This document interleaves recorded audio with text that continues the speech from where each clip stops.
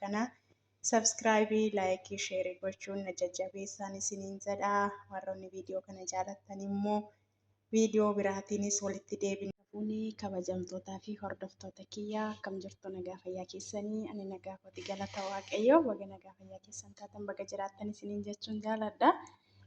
Viidiyoo waraabuu erganii qixxeen ga'eetta yaadadhe. Buka bukeessaan jira jechuudha. Akkuma argitanii biddeenan tolcha jedheetaniini. Kuni duqeetiidha jechuudha. Jalqaba irshoo xiqqoo fi duqeetii xiqqoo walitti rukutee achi booda walakkaa isaatii waan akkasii kaa'ee erganni hoomachaa'ee jechuudha. Daakutti dabalee jechuudha. Daakutti dabalee amma kun sukkuumaan jira akkuma argitanii. Haala kanaan jechuudha. Sirriitti erga sukkuumnee booda jechuudha. Bishaan xixiqqeessinee itti daballee hojjenna jechuudha. Amma qallisee walitti deebina. Akkaataatti biddeen kana tolchannu duqeetii marraatiidha jechuudha. Duqeetii makanumaa asitti irraatii fataayirii waan argi hojjetamudha. Wanta biraan qabu jechuudha. Xiqqoo ishii ashaabootti goona. Ani akka warra kaanii duqeetii kana hin ho'ifne jechuudha. Warri kaanii hin ho'isanii ka'anii hojjetu. Ani garuu hin ho'ifne. Maal akka fakkaatu walumaan ilaallaa. Jalqaba irratti hin yaadanne viidiyoo waraabuyyuu amma yaadadhe. Maal akka fakkaatu walumaan ilaallaa. Hamma dhumaatti na waliin tura. Kunoo haaluma argitaniini qalliseen jira. Amma haala kanaan ergan qallisee jechuudha. Qadaadeeni walakkaa sa'aatii tursiisa jechuudha. Akka kanatti qadaadee walakkaa sa'aatii tokko jechuudha. Walakkaa sa'aatii osoo hin taane sa'aatii tokko tursiisee isaa booddee biddeen isaa maal akka fakkaatu walumaan ilaallaa. Turtiin keessan na waliin haa ta'u. Namoonni baay'een biddeena eessaa finnaa eessaa arganna jennee wanni jenna jechuudha. Of dhiphiifna. Maaliif wanta tokko yoo arraane yaaluurra hamma gaafa biyya galuutti hin arginu jechuudha. Yaallee tolaallee bareedaadha jechuudha. Akka kanatti sa'aatii tokko tursiisee isaa booda biddeen isaa immoo maal akka fakkaatu walumaan tolchinee ilaallaa. Turtii keessan na waliin haa ta'u na waliin tura. Kunoo akkuma diirama isiniin jedhee bukoon kiyya kun akka kanatti naafi bukaa'ee jira jechuudha. Kunoo hoomachaa'ee waan inni bareedu. Amma waliin tolchinaa kunoo kana qolaada irratti xabbasuu qopheeffadhee jira. Kunoo akkuma argitanii zayitii xiqqoo ishirratti godhee jira. Erga zayitiitti godhee gaazii xiqqoo ishee guddaa ta'e irratti yoo gootaa wayya jechuudha. Akkasitti achi booda sooftiidhaan zayitii isa kana jechuudha. Akka inni nu jalaan qabannetti waliin geenyee itti dibna jechuudha. Haaluma takkitti gizee meeqarra deebinee itti dibna osoo hin taane gizee takkaa kanaa fi akka kanatti erga itti dibne akkasuma kunoo qadaada baradistii qopheeffadhee jira. Qadaadas nu barbaachisa jechuudha. Akka kanatti erga inni ho'ee xiqqoo ishee haawwatu. Kun akkuma argitanii akka kanatti waliin geenya jechuudha.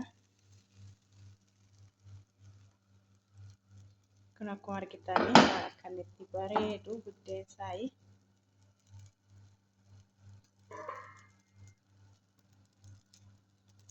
Isaa booda hin qadaadna jechuudha yeroo inni xiqqoo ishee inni ta'u. Kunoo akkuma argitanii waan inni bareedu kan itti bareedu jechuudha. Dhugaa dubbachuu baay'ee tokko bareeda. Baay'ee tokko lasallasaa. Kunoo duubni isaallee akkuma argitan. Akkuma argitan akka inni itti bareedu. Baay'ee tokko bareeda jechuudha. Yoo walirratti baasuu baanne bareedaadha jechuudha. Maaliif akka inni wal jalaan qabannee fi saanaa garaagaraa irra goone akka kanatti laala argitanii akka inni itti bareedu xaafii adii fakkaata jechuudha. Biddeen isaayyuu kun akkuma argitanii akka kanatti jechuudha. Biddeen keenya fataa goone tolchanna. Yoon ammoo sa'aatii namatti hin fudhatu jechuudha. Fakkeenyaaf hojjetachuuf yaaddanii hojiin natti baay'ata jettanii yaaddu yoo ta'e dhugaa dubbachuuf sa'aatii baay'ee namatti fakkeenyaaf bakka xiqqoo ishii raacitasaa jechuudha. Irshoo fi daakuu xiqqoo walitti rukuttanii walakkaa sa'aatii yoo keessanii achi booddee jechuudha. Walakkaa sa'aatii keessanii booddee yeroo dhuftanii hojii hojjechaa jechuudha. Hojii hojjetachaa godhachuu dandeessu. mana qulleessaa ta'uu keessa fakkeenyaaf raajata isaa godhattanii yoo achi keessanii deemtan hamma inni dhaqee homachaa'utti isin immoo waa tokko hojjettanii deebitu. Ammas immoo deebitanii daakutti dabaltanii sukkumtanii achi keessanii yoo deemtanii dhattanii hojii waan barbaadde hojjettanii dhuftu sa'aatii tokko keessatti. Achi booda jechuudha hojii keessa yeroo xumurattanii dhuftanii immoo kun haala kanaan hojjetattu jechuudha.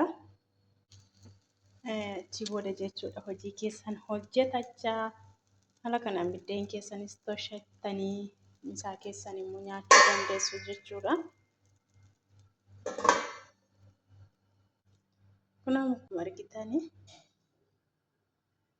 argitan kana jechuudha. Duubni isaallee jechuudha akkuma biddeen xaafii duubni isaallee xalaayee bareeda jechuudha. Saana kophaa yoo gootanii waliin qabatu. Akkuma argitan qorrisiistanii yoo keessanii waliin qabatu jechuudha. Kanaafiyyuu qorrisiisaatti daqiiqaa yoo baay'ate bakka hammamiyyuu totoshitanii walakkaa isaatii isinitti fudhata. Dafee xuma jechuudha. Akkasumas immoo silaa biddeena toshitee silaa biddeen akkatti bareedu tolfamee maalitti nyaattaa jechuu dandeessu. Akkasumas immoo waxii hojjedheera jechuudha. Kunoo dinnicha hallichaa dhugaamaatti hin goone irdii fi shunkurtii bichaanii itti godhee ashaboo akkasumas bishaan illee itti hin goone jechuudha. Kun akkuma argitanii bishaan illee homaa hin qabu. Haala kanaan zayitii fi shunkurtii kimamii biyya arabaan beektu yoo baay'isanitti godhan kalariin isaa gurraacha fa'ii waan akkasiitti kanan itti akka kanatti hojjetadhee jira jechuudha. Waxii immoo dinnicha hallichaadha. Qaaraa immoo hin qabnu. Sila dirqama qaaraan itti godhamuu qaba. Inni akkasisiniin jedha. Biddeenni kiyya mana jala akka gubate kana.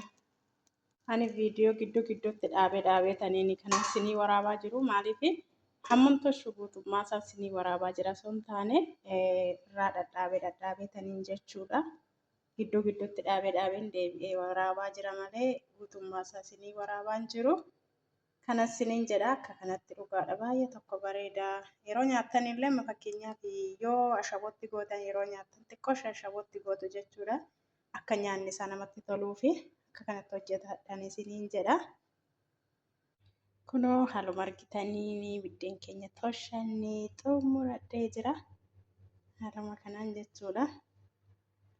Akkuma argitanii haala kanaan toshee xumuree jira. Kottaa nyaadhaa isiniin jedha. Dhugaa baay'ee qallaaliidha jechuudha. Waan sinni buun qabu hojjetadhaa itti fayyadamaa. Waan tokko arra'urra akka kan keenyaa yoo ta'uudha baates fakkeenyaaf nyaanni biyya keenya xaafii waan ta'eef wannidha jechuudha. Minyaa kun immoo duqeetidha. Kunillee ashaboo yoo itti gootanii hin minyaa waan ta'eef ashabootti godhaati hojjetadhaa jechuudha. Dhugaa baay'ee bareedaadha. Kun akkuma argaa jirtanii baay'ee wanta addaa ta'e nama jibbisiisu miti jechuudha. Maaliif amma duqeetiin asii jechuudha.